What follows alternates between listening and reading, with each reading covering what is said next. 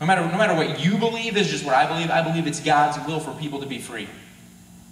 And since freedom and liberty are grounded in what is called, I would say, absolute truth, simply because it's backed up by all the rules of nature, all the laws of nature,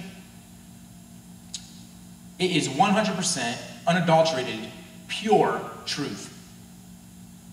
And so if people understand the mechanics of liberty, the principles of liberty will always, 100% of the time, win against any other philosophy. Any other philosophy. They will always, always, always win. Truth always wins in the end. Sometimes in debates it can get a little bit shady and it can be a little bit confusing, but when you filter an issue through the principles of freedom and the principles of liberty, you will always, and if you understand it, you will always be able to argue around anybody else's misguided, ill-intended philosophy that might be cloaked in good intentions, because there's always a truth. And the purpose of our particular government, what makes the American experiment so unique, is it is the only form of government that was ever based solely on truth and on protecting our God-given rights. George Washington, I think he was right when he said that religion and morality are indispensable supports of freedom. In other words, unless we use religion and morality to govern ourselves, it might very well be important for the government to come in and start to legislate morality, just in order to protect people from themselves. And I think that there's truth in that too. I think our founding fathers were very wise. I think Thomas Jefferson was very wise. In the House chamber, Thomas Jefferson's picture is over on the Democrat side. And whenever they stand up and they argue against the principles of freedom and liberty, I love to stand up and just say, hey, you guys, your man over there, who you like to say is the first Democrat, this is what he has to say about the issue that you're arguing against. Just give him something to think about. Give him a little taste of truth, and truth is attractive. Millions of people around the world, throughout the history of the world, have died fighting for freedom. Freedom is popular. People want to be free. Sometimes in America, freedom and the principles of liberty have to compete with video games and American Idol and whatever other kind of filth is on television these days that are distracting American citizens from wanting to go out and vote and protect their own freedom.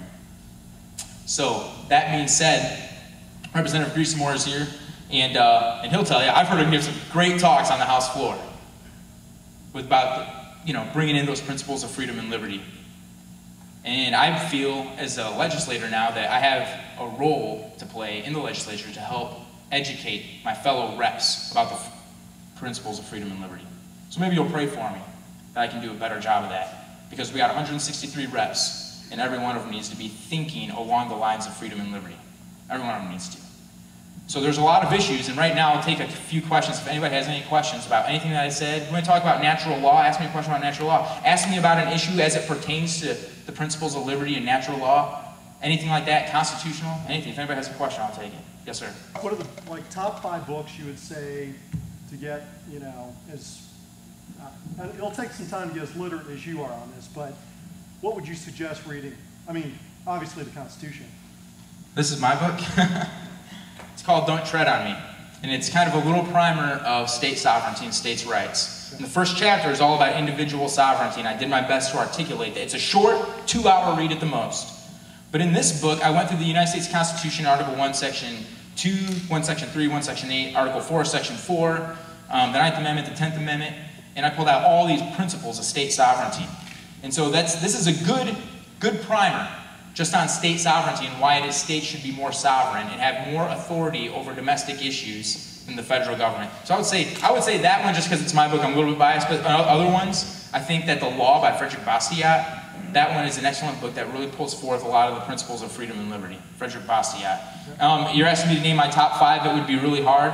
Essays on civil government, I would go back and read some of the essays, the same ones that Thomas Jefferson read as he was studying. And you're going to be looking for authors like Locke, Montesquieu, who's another one?